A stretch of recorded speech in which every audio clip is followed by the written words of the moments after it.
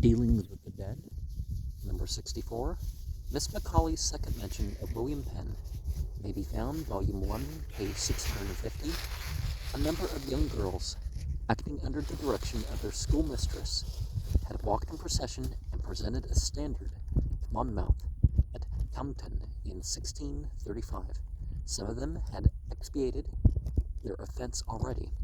That hellhound of a judge, Jeffreys, had literally frightened one of them to death.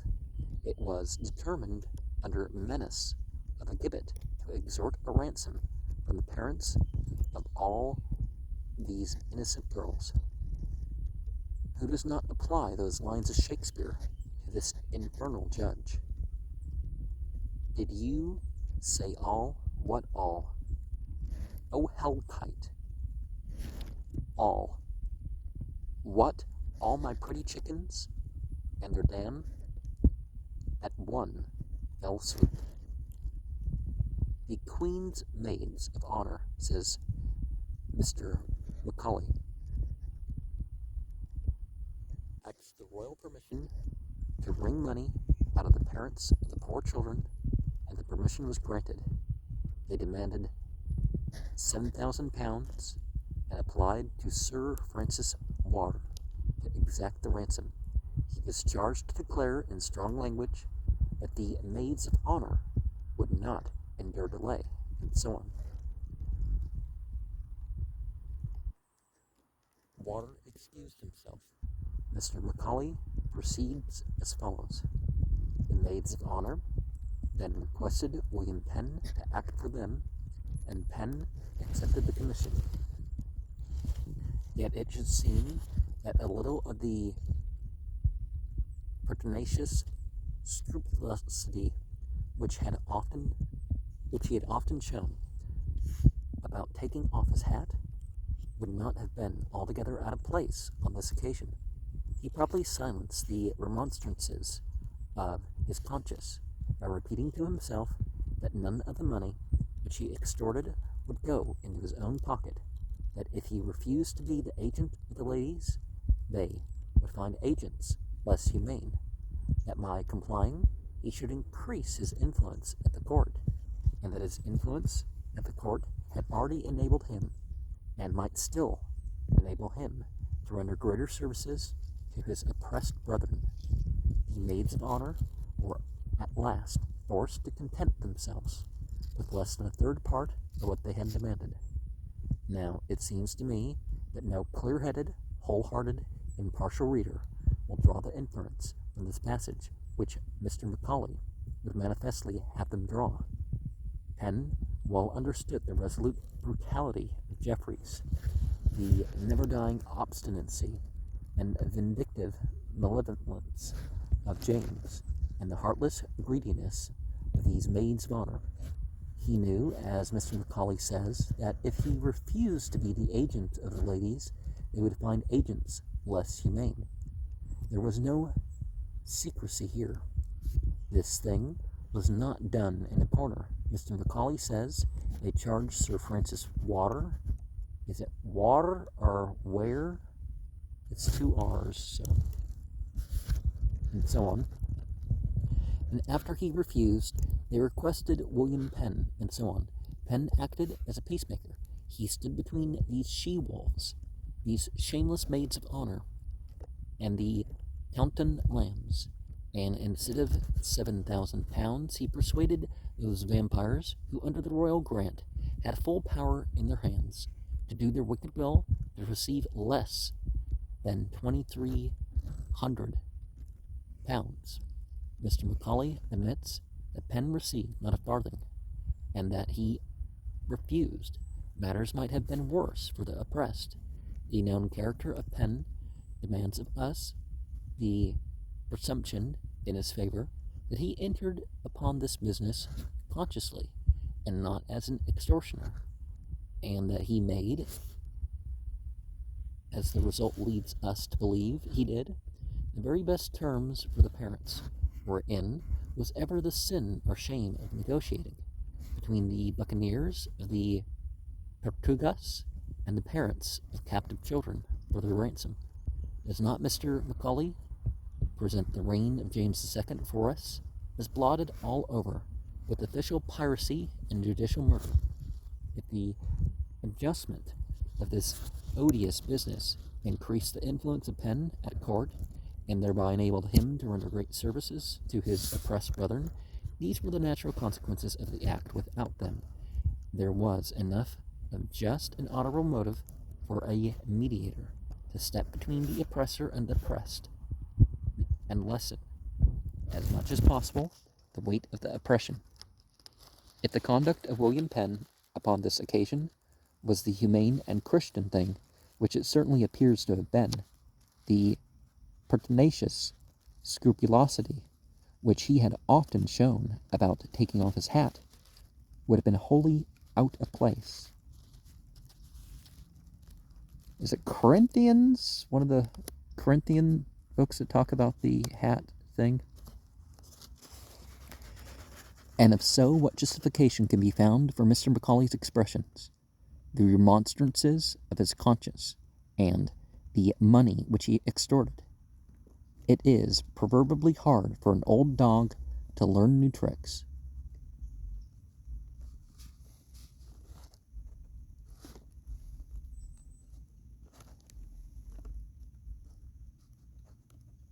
He, to whose hand the hatchet is familiar, when he substitutes the rapier, will still heck and hew with it, as though it were a hatchet. It may well be doubted if an impartial history, especially those parts of it wherein the writer deals with character and motive, can ever be trustworthy and impartially written by a veteran, professional reviewer of the tomahawk school, however splendid his talents may be.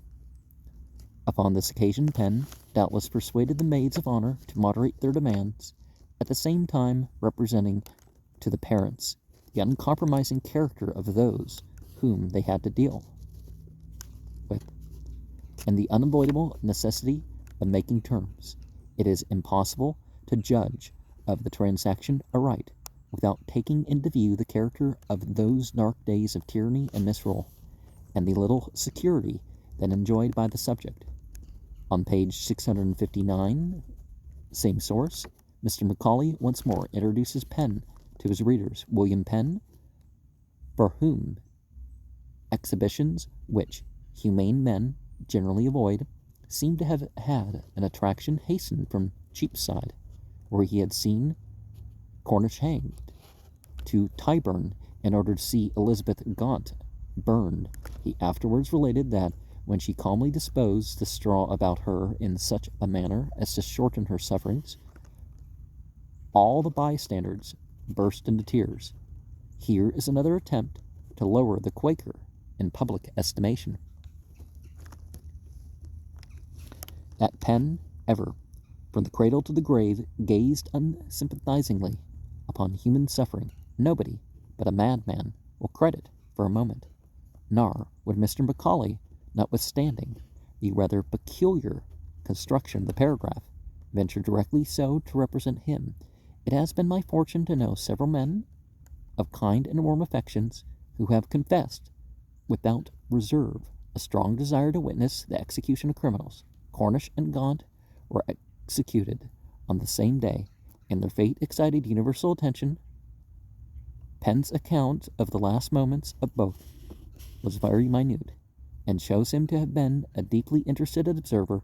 I am not aware that he ever attended any other execution, and if he did not, the remark of Mr. Macaulay, which is general, can never be justified in relation to Penn, though it would fairly apply to the celebrated George Selwyn, who, though remarkable for his keenness of his sensibility and the kindness of his heart, was in the habit of attending every execution in London, and who, upon one remarkable occasion of this kind, actually embarked for the Continent.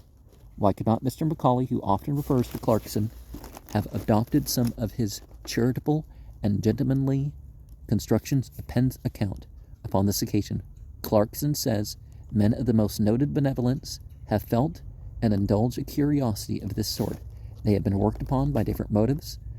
some perhaps by a desire of seeing what human nature would be at such an awful crisis.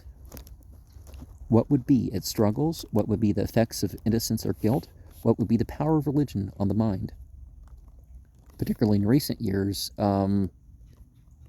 they really should give opportunity to see the executions and, of the rioters. And, they should bring back the death penalty and innocent before guilty, innocent until proven guilty, that sort of stuff. They should bring all that stuff back. There's some things left out in the quote. I should say that he consented to witness the scenes in question with a view to do good, with a view of being able to make an impression on the king's mind by his own relation, and so on. In Volume 2, page 222, 1687, Mr. Macaulay says, Penn had never been a strong-headed man, the life of which he had been leading during 2 years had not a little impaired his moral sensibility, and if his conscience ever reproached him, he comforted himself by repeating that he had a good and noble end in view, and that he was not paid for his services in money. Again, same source, page 227, referring to the effort of the king to propitiate William Kiffin, a great man among the Baptists. No phraseology would suit Mr. Macaulay but this. Penn was employed in the work of seduction. What seduction? Indeed, whenever a good chance presents itself to reach the Quaker anywhere and anyhow through the joints of harness. The phylactery of Mr. Macaulay seems to have been semper paratus. It was enough that Penn was, in some sense, the confident and occasionally the unconstrained and perfectly conscientious agent of this most miserable king, that posterity will sanction these political, historical flings at the character of William Penn, I cannot believe. Tillotson knew him well. He had once expressed a suspicion that Penn was a papist. A correspondence ensued. In conclusion, says Chalmers, Tillotson declared himself fully satisfied. As in that case he had promised, he hardly begs pardon of Penn. And of course, the issue between Protestant and Catholic, as far as that's concerned, is just modern punctuation in language that didn't have the commas.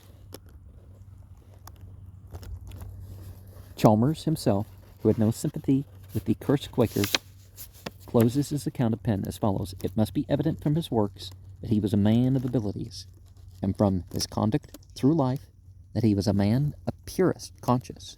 This, without acceding to his opinions in religion, we are perfectly willing to allow and declare.